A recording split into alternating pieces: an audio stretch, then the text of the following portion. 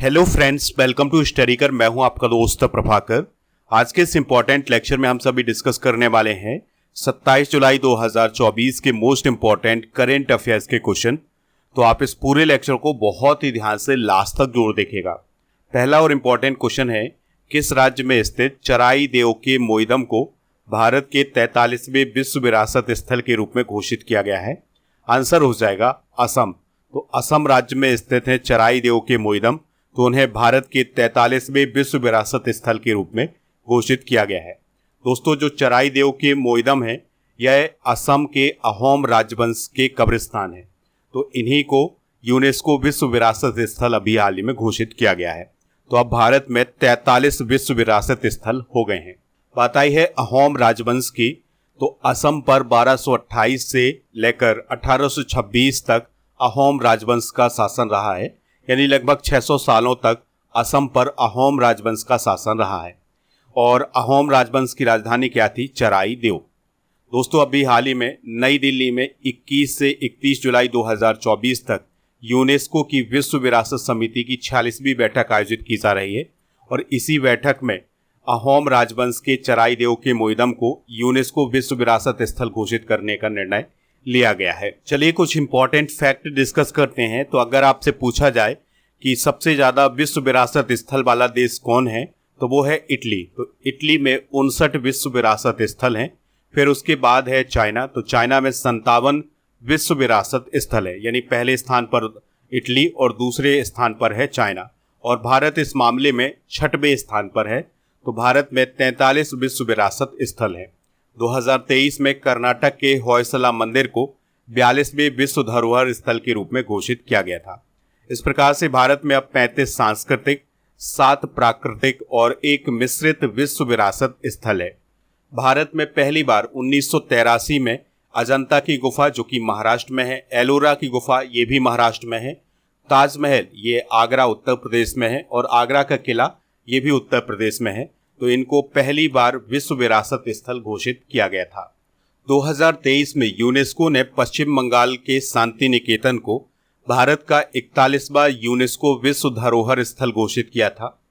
UNESCO के द्वारा भी हाल ही में केरल के शहर कोझीकोड को भारत के पहले साहित्यिक शहर के रूप में मान्यता प्रदान की है।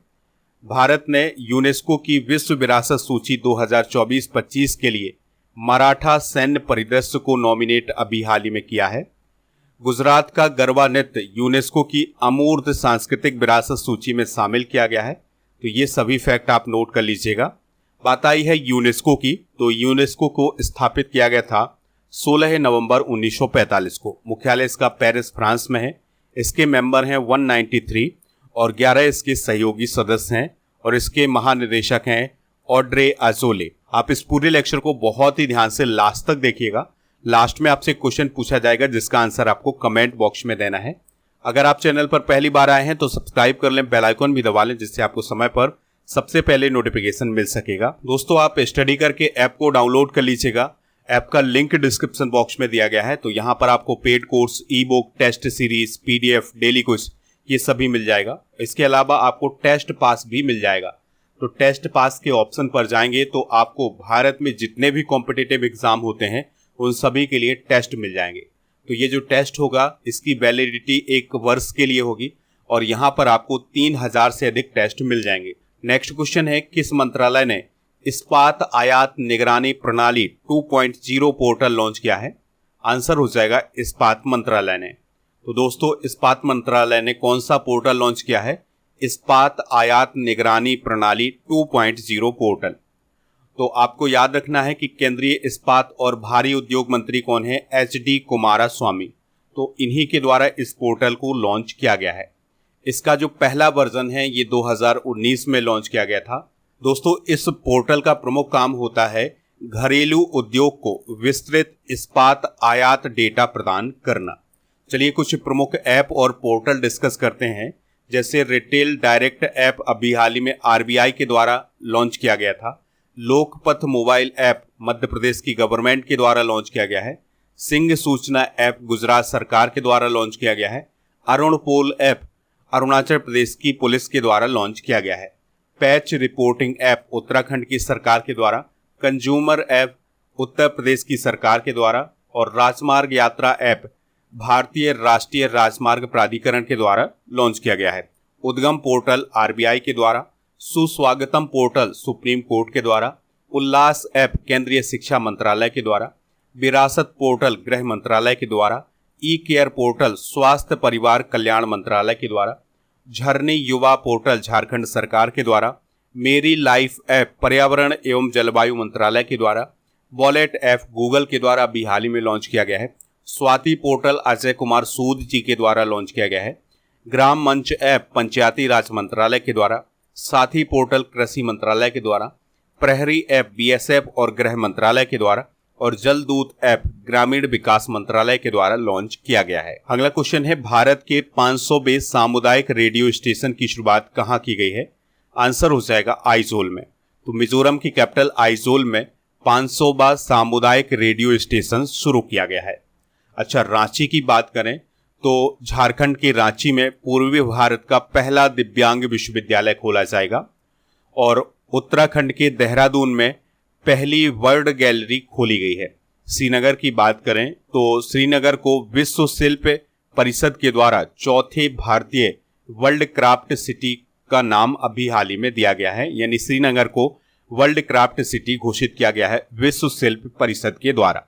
तो अभी हाल ही में केंद्रीय सूचना एवं प्रसारण मंत्री अश्विनी वैष्णव जी के द्वारा भारत के 500वें सामुदायिक रेडियो स्टेशन का शुभारंभ मिजोरम की कैपिटल आइजोल में किया गया है और इस रेडियो स्टेशन का संचालन किसके द्वारा किया जाएगा? भारतीय जनसंचार संस्थान आइजोल के द्वारा।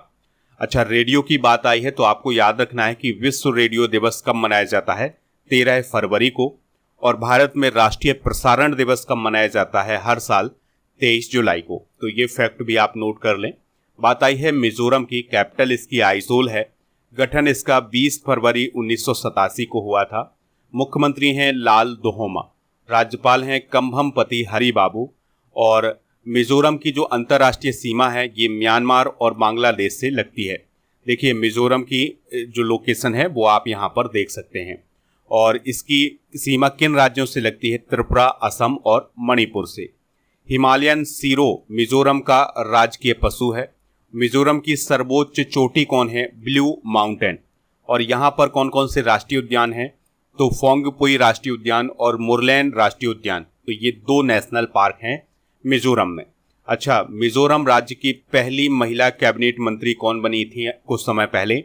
लाल रिनपोई। एंथोरियम महोत्सव किस राज्य में मनाया जाता है? ये मिजोरम राज्य में मनाया जाता है।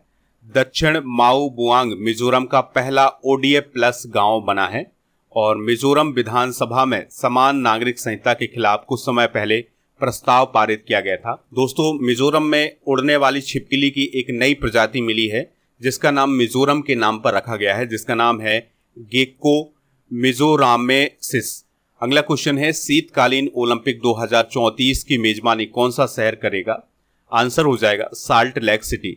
तो अमेरिका की जो साल्ट लेक सिटी है वो शीतकालीन ओलंपिक 2034 की मेजबानी करने वाली है। अच्छा, लंदन की बात आई है तो लंदन में अभी हाल ही में अंतर्राष्ट्रीय समुद्री संगठन परिषद की बैठक आयोजित की गई है।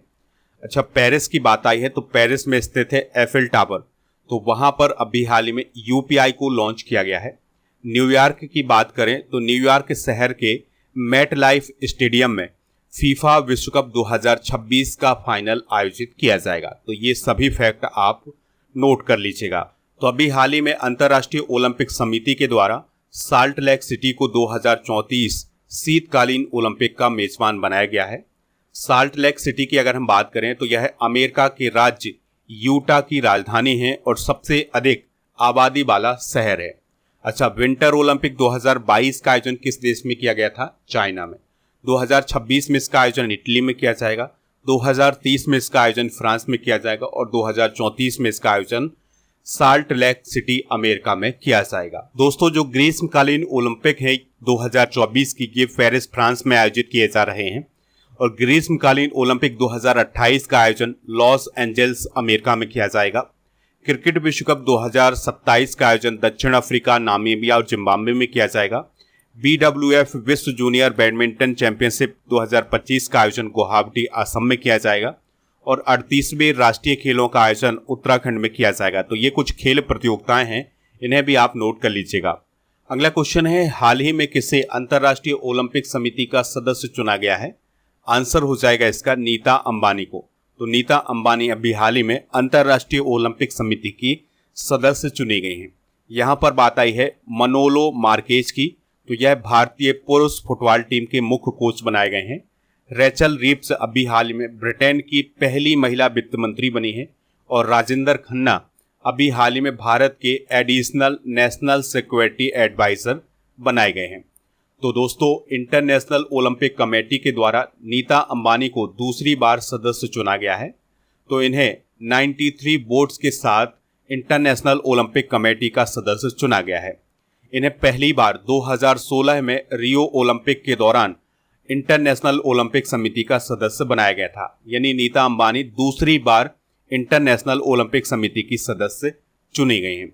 नीता अंबानी धीरू भाई अंबानी इंटरनेशनल स्कूल की चेयरपर्सन और देश की सबसे बड़ी कंपनी रिलायंस इंडस्ट्रीज की बोर्ड मेंबर भी हैं।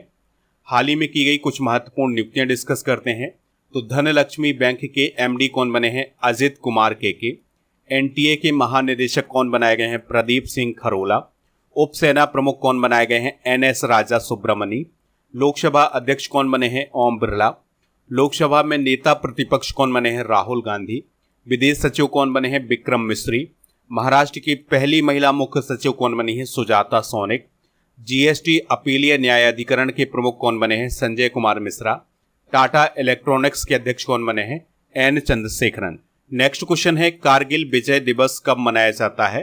तो हर साल 26 जुलाई को कारगिल विजय दिवस मनाया जाता है। अच्छा, 22 जुलाई को कौन सा दिवस मनाया जाता है? विश्व मस्तिष्क दिवस मनाया जाता है। 23 जुलाई को राष्ट्रीय प्रसारण दिवस और 24 जुलाई को राष्ट्रीय आयकर दिवस मनाया जाता है। तो कारगिल युद्ध में लड़ने वाले सैनिकों को श्रद्धांजलि देने के लिए हर साल 26 जुलाई को कारगिल विजय दिवस मनाया जाता है। इस साल कारगिल युद्ध की 25वीं वर्षगांठ मनाई गई है, इस बात को भी आप याद रखिएगा। आपको याद रखना है कि कारगिल युद्ध 1999 में भारत और पाकिस्तान के बीच में हुआ था। तो इसमें भारत ने जीत हासिल की थी और दोस्तों, भारतीय सेना ने जीत हासिल करने के लिए एक ऑपरेशन चलाया था जिसका नाम था ऑपरेशन विजय, जिसमें सफलता भी मिली थी। कारगिल युद्ध 60 दिनों से अधिक समय तक लड़ा गया था। यह युद्ध 3 मई से 26 जुलाई 1999 तक लड़ाया गया था एलओसी पर। कारगिल युद्ध में भारत के लगभग 500 जवान शहीद हो गए थे और प्रधानमंत्री नरेंद्र मोदी जी 26 जुलाई 2024 को कारगिल विजय दिवस की 25वीं वर्षगांठ मनाने के लिए लद्दाख के द्रास के दौरे पर गए थे, इस बात को भी आप याद रखिएगा। जुलाई माह में मनाए जाने वाले प्रमुख दिवस डिस्कस कर लेते हैं। तो 1 जुलाई को राष्ट्रीय चिकित्सक दिवस, एसबीआई का स्थापना दिवस, जीएसटी दिवस और राष्ट्रीय डाक कर्मचारी दिवस मनाया जाता है। 2 जुलाई को विश्व खेल पत्रकार दिवस और विश्व यूएफओ दिवस मनाया जाता है। 3 जुलाई को अंतर्राष्ट्रीय प्लास्टिक बैग मुक्त दिवस और 4 जुलाई को अमेरिका का स्वतंत्रता दिवस मनाया जाता है। 7 जुलाई को विश्व स्वाहिली भाषा दिवस मनाया जाता है। 10 जुलाई को नेशनल फिश फार्मर्स डे मनाया जाता है। 12 जुलाई को विश्व पेपर बैग दिवस और 15 जुलाई को विश्व युवा कौशल दिवस मनाया जाता है। 17 जुलाई को अंतर्राष्ट्रीय न्याय दिवस, 18 जुलाई को अंतर्राष्ट्रीय नेल्सन मंडेला दिवस और 20 जुलाई को अंतर्राष्ट्रीय शतरंज दिवस मनाया जाता है। 22 जुलाई को विश्व मस्तिष्क दिवस और 22 जुलाई को पाई सन्निकटन दिवस भी मनाया जाता है और 23 जुलाई को राष्ट्रीय प्रसारण दिवस मनाया जाता है, इसको अभी हमने डिस्कस किया हुआ है। 23 जुलाई को बाल गंगाधर तिलक की जयंती और चंद्रशेखर आजाद की जयंती मनाई जाती है। 26 जुलाई को कारगिल विजय दिवस मनाया जाता है। 27 जुलाई को सीआरपीएफ का स्थापना दिवस मनाया जाता है और 28 जुलाई को विश्व हेपेटाइटिस दिवस और 28 जुलाई को विश्व प्रकृति संरक्षण दिवस भी मनाया जाता है। 29 जुलाई को अंतर्राष्ट्रीय बाघ दिवस मनाया जाता है। तो ये सभी फैक्ट आप नोट कर लीजिएगा। नेक्स्ट क्वेश्चन है, पेरिस के ग्रीविंस संग्रहालय के द्वारा किस एक्टर को कस्टमाइज सोने के सिक्के से सम्मानित किया जाएगा? आंसर हो जाएगा इसका शाहरुख खान को। तो भारतीय एक्टर शाहरुख खान को पेरिस के ग्रीविंस संग्रहालय के द्वारा कस्टमाइज सोने के सिक्के से सम्मानित किया। और आपको याद रखना है कि शाहरुख खान ग्रेविन म्यूजियम में अपने नाम का सिक्का पाने वाले पहले भारतीय एक्टर बन गए हैं। इस संग्रहालय में मशहूर हस्तियों की मोम की मूर्तियां स्थापित की गई हैं और ग्रेवेनबैक्स म्यूजियम में शाहरुख खान का भी मोम का पुतला बनाया गया है। तो दोस्तों, महात्मा गांधी के बाद शाहरुख खान ग्रेवेन संग्रहालय में सोने के सिक्के से सम्मानित होने वाले दूसरे भारतीय बन गए हैं। चलिए कुछ प्रमुख पुरस्कार डिस्कस कर लेते हैं। तो अभी हाल ही में ओलंपिक ऑर्डर से सम्मानित किया गया है अभिनव बिंद्रा को। बागबानी में कृषि नेतृत्व पुरस्कार मिला है नागालैंड को। ओमान चांडी लोक सेवक पुरस्कार राहुल गांधी को मिला है। के सरस्वती अम्मा पुरस्कार पी गीता को मिला है। WHO नेल्सन मंडेला पुरस्कार निमहांस नामक संस्था को मिला है और 29वां देवी शंकर अवस्थी सम्मान निशांत को प्राप्त हुआ है। सर्वश्रेष्ठ प्रौद्योगिकी पुरस्कार भारतीय मसाला अनुसंधान संस्थान को प्राप्त हुआ है और अंतर्राष्ट्रीय रेत मूर्ति कला चैंपियनशिप में गोल्ड मेडल किसे मिला है? सुदर्शन पटनायक को। खसरा और रूबेला चैंपियन पुरस्कार भारत को प्राप्त हुआ है।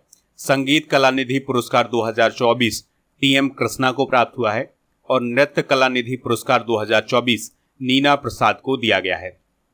अगला क्वेश्चन है, दुनिया की सबसे ऊंची सुरंग सिनकुन ला सुरंग किस राज्य केंद्रशासित प्रदेश में बनाई जा रही है? तो यह लद्दाख में बनाई जा रही है।